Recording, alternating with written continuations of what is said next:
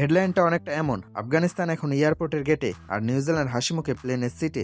জি ভাই, আইসিসি টি-20 বিশ্বকাপ 2026-এর চিত্রনাট্য কোনো বলিউড থ্রিলারের চেয়ে কম না। যেন নিউজিল্যান্ড গত বিশ্বকাপে গ্রুপ স্টেজ থেকেই বিদায় নিয়ে আমাদের চোখে জল এনেছিল, তারা এবার কানাডাকে হারিয়ে আফগানদের একদম টাটা বাই বাই বলে দিল।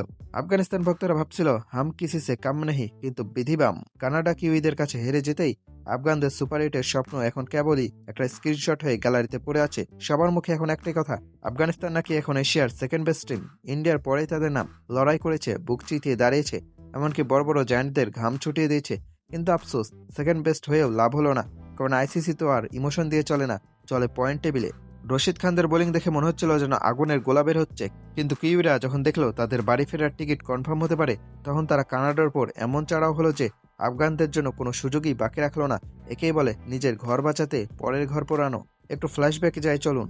গত বিশ্বকাপে যখন নিউজিল্যান্ড বাদ পড়েছিল, সারা দুনিয়া অবাক হয়েছিল। কিন্তু কিউইরা মনে হয় ডায়েরিতে লিখে রেখেছিল, বদলা তো হামলেঙ্গে। এবার নিজেরা টিকে থাকলো আর আফগানিস্তানকে পাঠিয়ে দিল প্যাকিং করতে।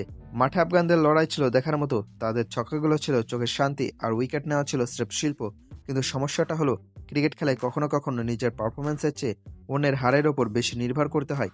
আর সেখানে কানাডা নিউজিল্যান্ড আটকাতে পারল না। ফলাফল, আফগানিস্তানের জন্য best of luck for next time. হার জিত তো থাকবেই, কিন্তু আফগানিস্তান এবারে বিশ্বকাপে যা দেখেছে তাতে একটা বিষয় পরিষ্কার, তারা আর সেই ছোট দল নেই।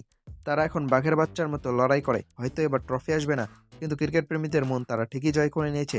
নিউজিল্যান্ডের জয় হয়তো আফগানদের পথ বন্ধ করে দিয়েছে, কিন্তু তাদের ক্রিকেটে উত্থান কেউ থামাতে পারবে না। আফগানিস্তানের এই বিদায়ে আপনার কতটা মন খারাপ, নাকি আপনি মনে করেন নিউজিল্যান্ডই যোগ্য দল হিসেবে এগিয়ে গিয়েছে?